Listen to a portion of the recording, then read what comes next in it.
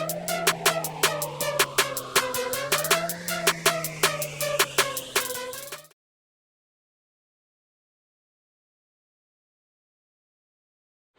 pagi anak-anak semua. Kita bertemu lagi dengan pembelajaran tema 3 benda di sekitarku, dan pada subtema 4 yaitu keajaiban perubahan wujud di sekitarku. Nah, ini pelajaran yang lalu Bapak sudah jelaskan, yaitu tentang pembelajaran PB1 sampai dengan PB3. Nah, sekarang Bapak akan melanjutkan, yaitu pembelajaran PB4 sampai dengan PB6. Nah, Bapak mengharapkan agar semua anak-anak dalam keadaan sehat dan kita dapat mengikuti pembelajaran ini dengan baik.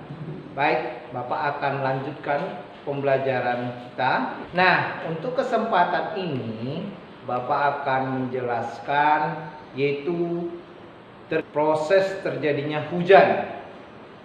Nah, bagaimana proses terjadinya hujan? Pertama, pada gambar bisa kamu lihat proses terjadinya hujan, yaitu air laut atau air di sekitar kita terjadi penguapan karena terkena panas matahari. Nah, dengan adanya penguapan, ya, maka uap air berubah menjadi awan. Nah, kita tahu bahwa di awan, ya, pada permukaan atas bumi itu selalu ada awan. Nah, awan itu berasal dari uap air yang ada pada permukaan laut atau di daerah sekitar kita. Nah, kemudian awan mengembun menjadi titik-titik air. Nah, setelah awan di atas permukaan bumi tadi atau di langit kita lihat begitu semakin tebal, maka akan menjadi mengembun, ya, dan menghasilkan titik-titik air. Nah, titik-titik air itulah jatuh ke permukaan bumi sebagai hujan.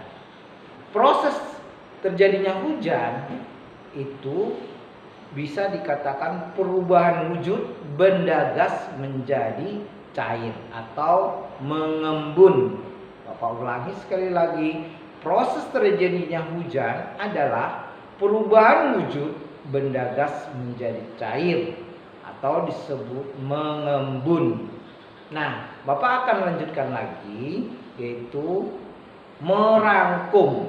Nah, kita di dalam membaca sebuah buku, maka kita harus perlu melakukan atau merangkum di dalam isi bacaan yang kita baca pada buku tadi. Nah, merangkum itu apa? Merangkum adalah kegiatan meringkas isi bacaan dengan mengambil gagasan utama. Bapak ulangi lagi, merangkum adalah kegiatan meringkas isi bacaan dengan mengambil gagasan utama. Nah, selanjutnya cara merangkum bagaimana? Ya, cara merangkum adalah pertama kita baca keseluruhan teks dulu. Jadi baca dulu isi buku yang kita baca itu dengan seksama. Kemudian cari gagasan utama setiap paragraf.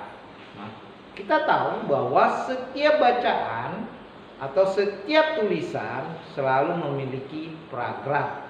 Maka kita cari gagasan utamanya dulu.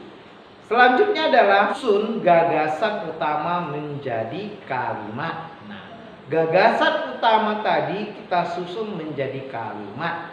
Nah, itulah nantinya menjadi sebuah rangkuman, ya, di dalam sebuah bacaan atau di dalam sebuah cerita, ya, yang akan dapat menghasilkan rangkuman tadi.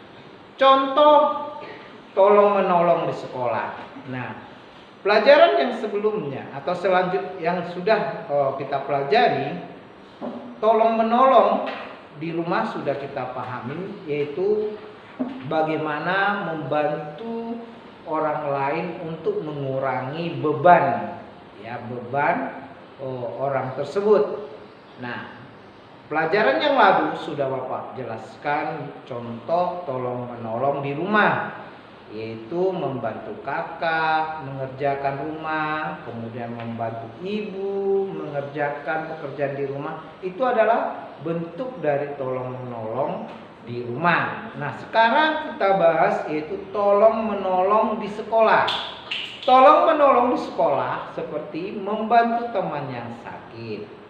Jadi kalau ada teman kita yang sakit di sekolah, maka kita bantu yaitu dengan cara membawanya ke UKS, ya, ke UKS sekolah. Nah, kemudian membantu guru menghapus papan tulis.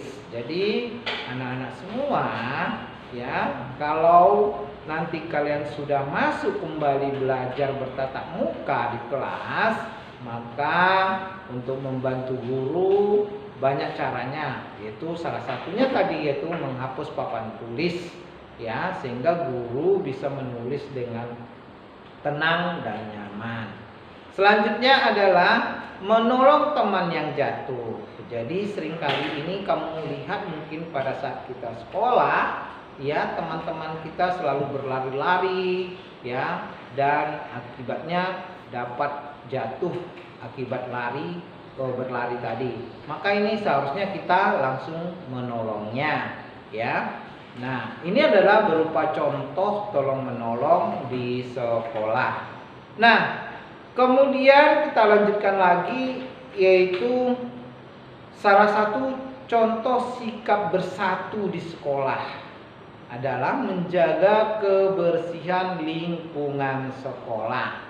Nah, sikap bersatu di sekolah yang tadi sudah Bapak sebutkan adalah menjaga kebersihan lingkungan sekolah. Nah, kemudian selanjutnya adalah yang bertanggung jawab terhadap kebersihan sekolah, yaitu semua warga sekolah. Jadi lingkungan sekolah kita agar dapat bersih, maka yang bertanggung jawab menjaga kebersihannya adalah kita semua atau warga sekolah yang ada di sekolah tersebut, sehingga kebersihan dapat terjaga dengan baik. Selanjutnya adalah contoh sikap hidup rukun di rumah.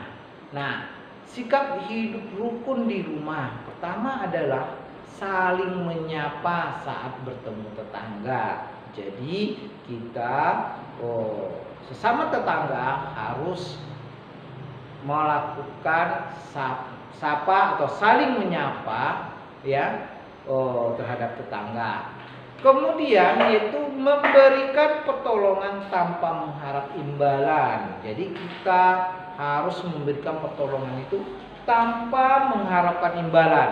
Jadi kalau tetangga kita mungkin butuh pertolongan, kita tolong. Kemudian mungkin keluarga kita di sekitar rumah kita juga kalau butuh pertolongan, maka kita harus menolongnya tanpa mengharapkan imbalan. Selanjutnya adalah menghormati tetangga yang lebih tua.